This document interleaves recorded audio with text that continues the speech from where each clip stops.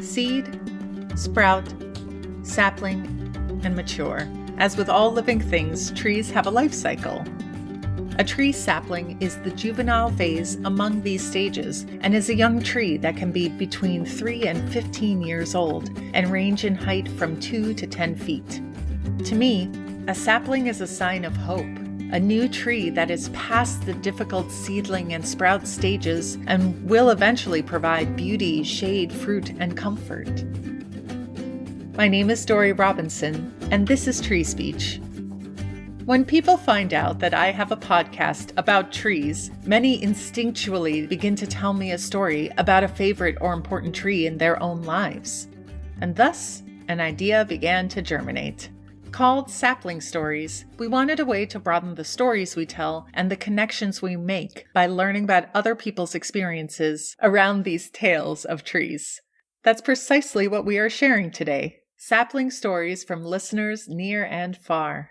Our first sapling story comes from still life painter Diana Zeppetto. I didn't think I had a favorite tree, but then I just realized the giant old maple in my parents' front yard is it.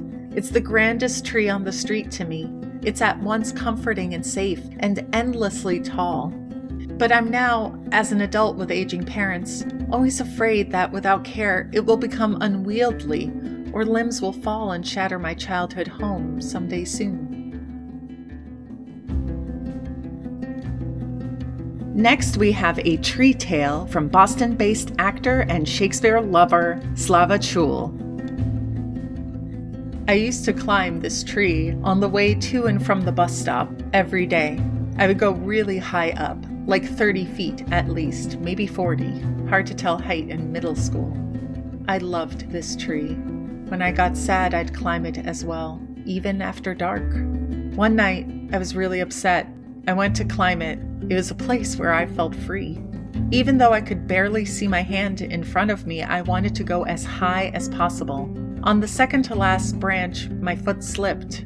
I fell from a 30-foot height. Must have fallen 5 feet or so, felt like 15 at the time. But I fell on another branch, a larger branch. The tree caught me.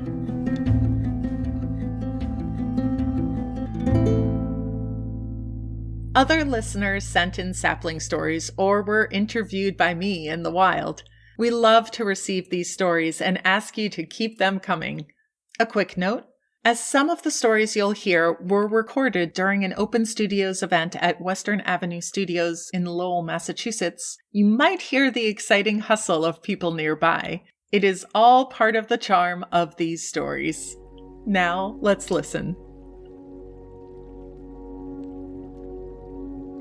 A couple years ago, we planted a couple forest pansies in our front yard, and one of them was growing and probably had a problem with it, right? It was just growing off to the side, and there was mold on the one side, so I think it was restricting its growth. So this spring, some winds came and the tree split. And one of my neighbors said, rig it back up and duct tape it. And I looked at it and I said, no, there's no way. I said, that's not going to work. It's just too much top weight. So I said, basically, the heck with it. And I'll just get another tree. And I cut I cut it off where it broke. And then about 3 weeks later, shoots are all coming out. And I have trimmed that tree 4 times since July. And I now have a new tree growing, but there'll be two major limbs going out, like a Y. I wish I was as resilient. My name is Virginia. Well, when I grew up in a little town in Puerto Rico, and we didn't have toys. Toys was not something that you will have like kids today. There was no video games and things like that. So my brothers and I, we went down the the back of the house, and there was a bunch of trees, orange trees. So we grabbed a knife, climbed the tree, and sit down on top, eating all the oranges. When we got tired, we got down and said, we went home. We did that almost every day. Based in Tennessee, Montaigne Jonas is the conductor and a mentor of Light Theater Guild's Queer Playback Theater. Let's listen. Greetings, everyone. This is Montaigne. The story is about trees, but the trees appear at the end of the story, so let's start at the beginning. I was living in Miami in the late 1980s, and I was one of the founders of the Flamingo Freedom Band of South Florida. We were the gay and lesbian marching and concert band, and we did these crazy precision drill routines like military bands, but we did them in our flamingo hats and pink and white uniforms.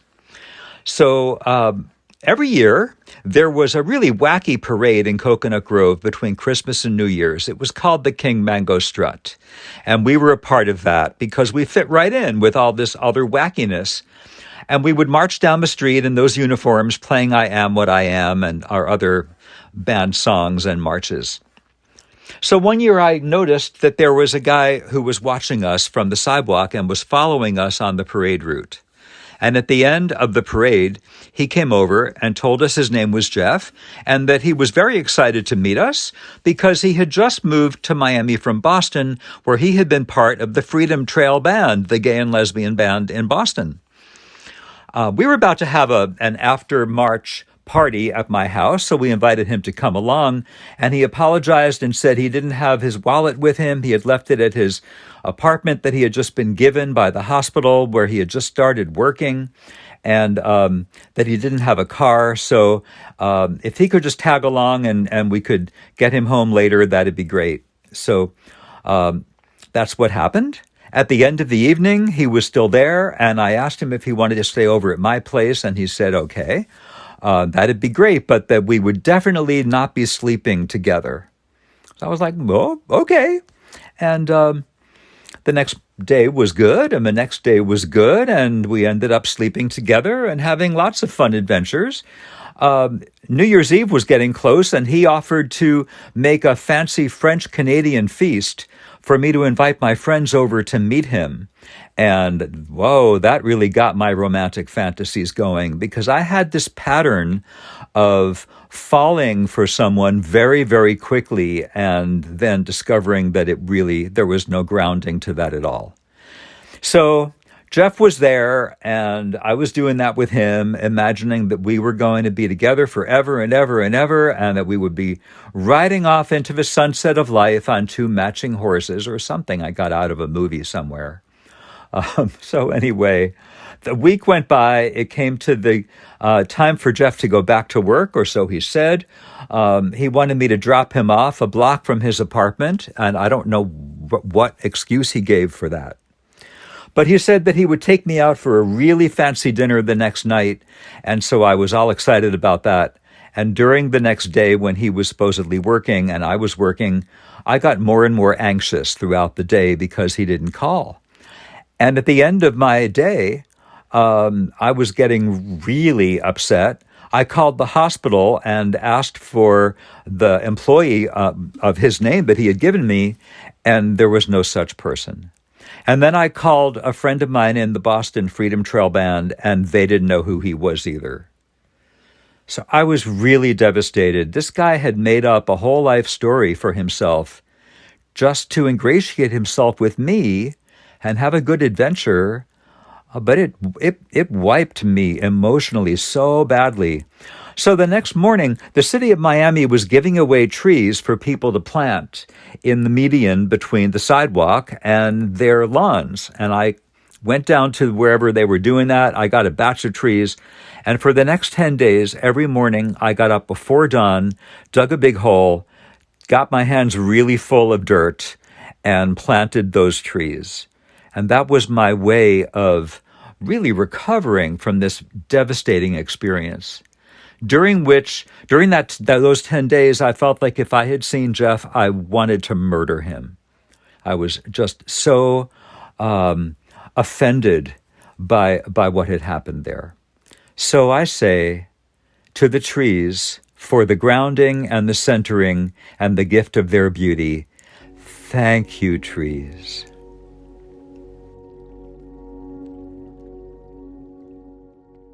My name is Lisa. Well, there's so many stories about a tree, but this tree is particularly important to me because my late father had been growing it for so many years, and it's probably been growing for 40 years. And it's a ficus tree, and I'm very nervous because where it's stored, they're going to close down the electricity, so the tree has no place right now. So I've been praying about the tree, and I'm going to try to break it off for different parts of the family and regrow the branches so that everyone has a part of my father's ficus tree.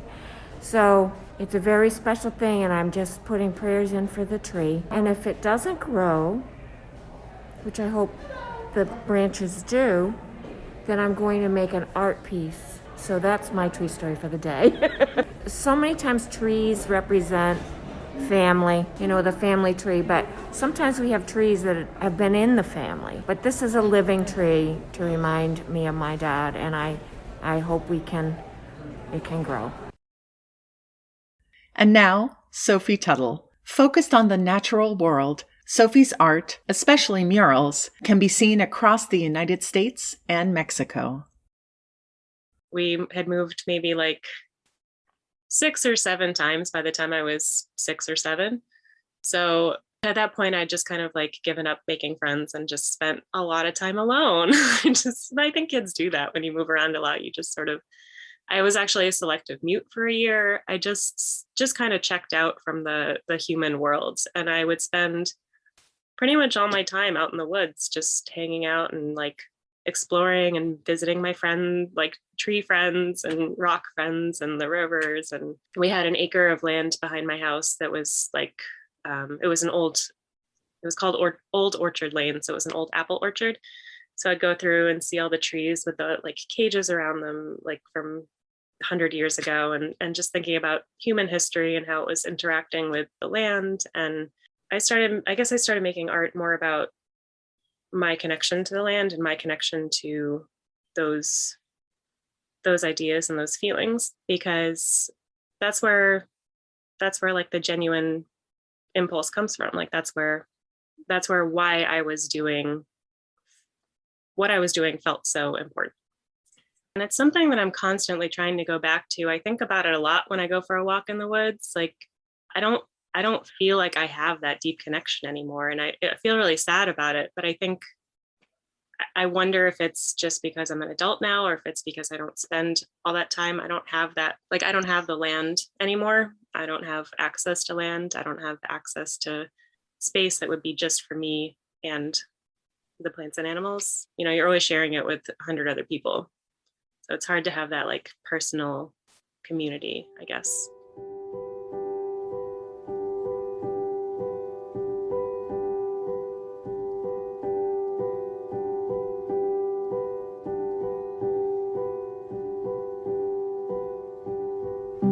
My name is Tess George. So my story is that when my family, when we were all younger, and we bought our first house, I think my daughter was about 2 at the time, and my husband asked me what I wanted for Mother's Day, and I said I wanted a tree.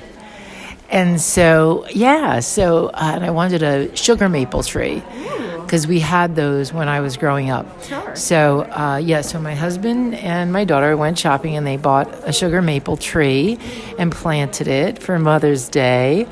And at the time, my daughter was really into this series of kids' movies, and there was a character named Petrie. So she named the tree Petrie, and it's still named Petrie. And the tree is now 25 years old, and it's huge, and it's this big, big, beautiful, gorgeous sugar maple. And in the fall, it is just breathtaking. Last year, it was so beautiful in the fall that people would stop as they were driving by. They would come to our house and take pictures of it because it was so gorgeous.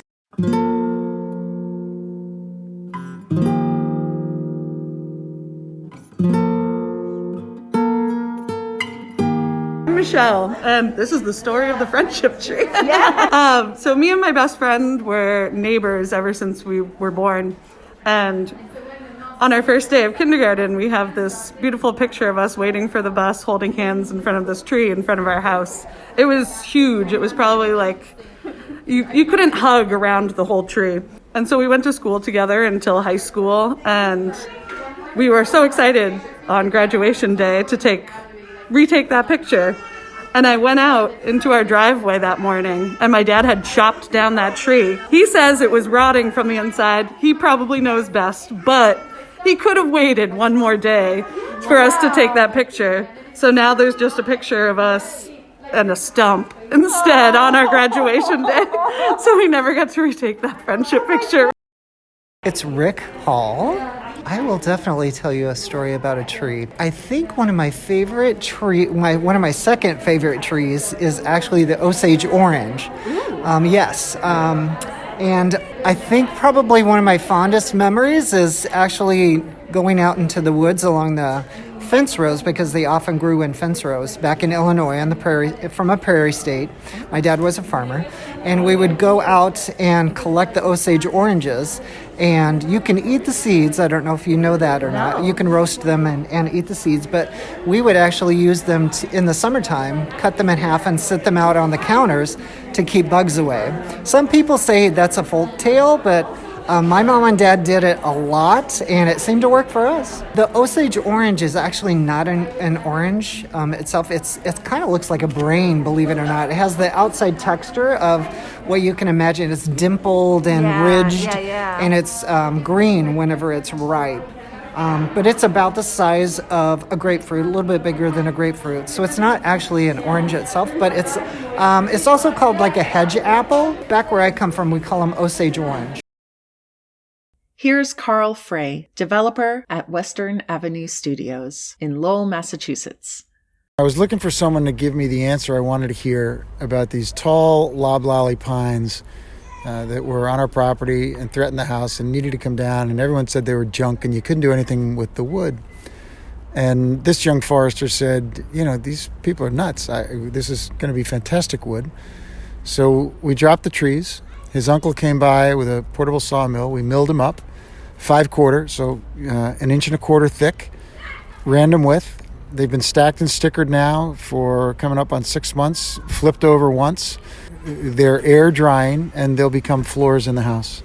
Wow. So they used to grow next to the house and threaten it, and now they're going to be, add the rich and warmth of what they were into the space. When we took them down, it's not like we denuded the forest around the house. Sure. What's left are the oaks that were the canopy under the pines, and now the oaks are thriving, the pines are gone, and the extra trees are happy. Tree stories.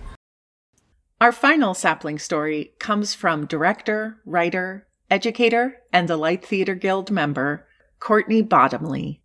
There's a magnolia tree across the street from my parents' house. It's a decent-sized tree, and I've had the pleasure of seeing it grow over the years.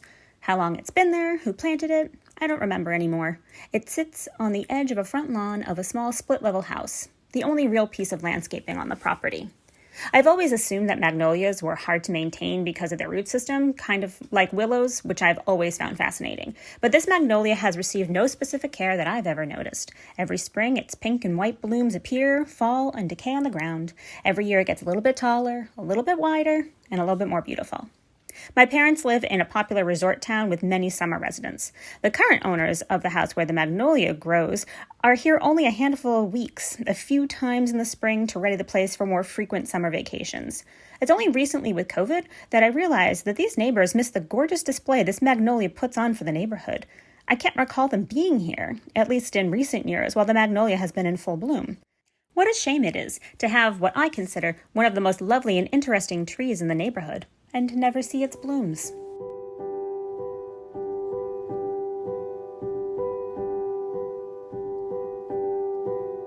Special thanks to everyone who contributed a sapling story. Steve, Virginia, Montaigne, Lisa, Sophie, Tess, Michelle, Jeff, Carl, and Courtney. A sugar maple planted for a mother. An abandoned orchard. A tree cut down one day short.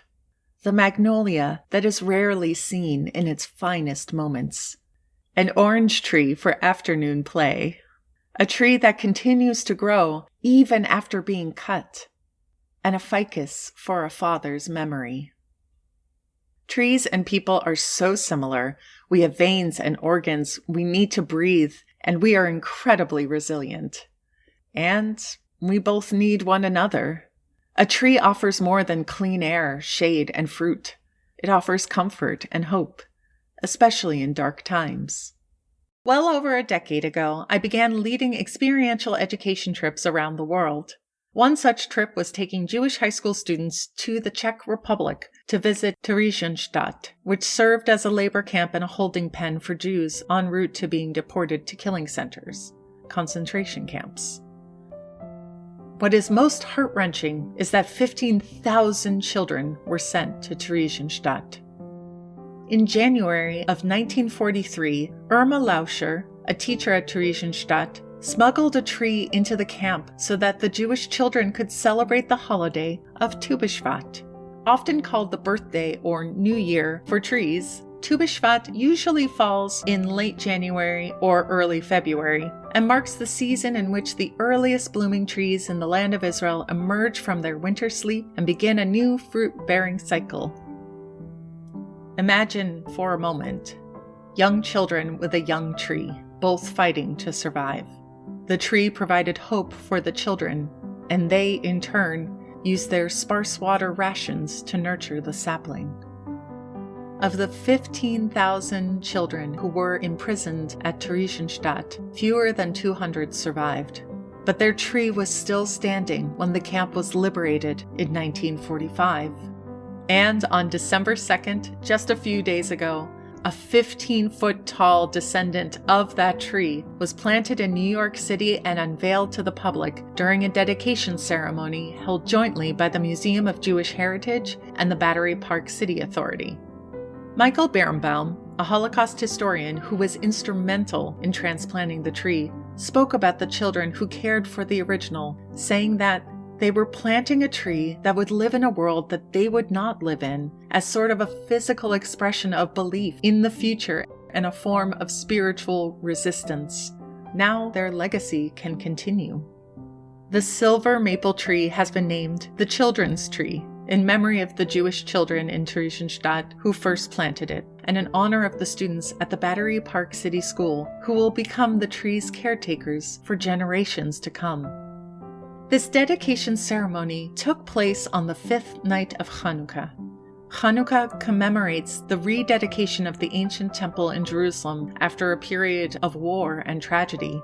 The word itself translates to dedication, a dedication ceremony held during a dedication holiday, a symbol of survival planted during the darkest time of year, at a time when we need hope and light the most. A small tree that survived because of small children. Sometimes it's the small stories, the small acts, and the small saplings that have the largest, most powerful impact.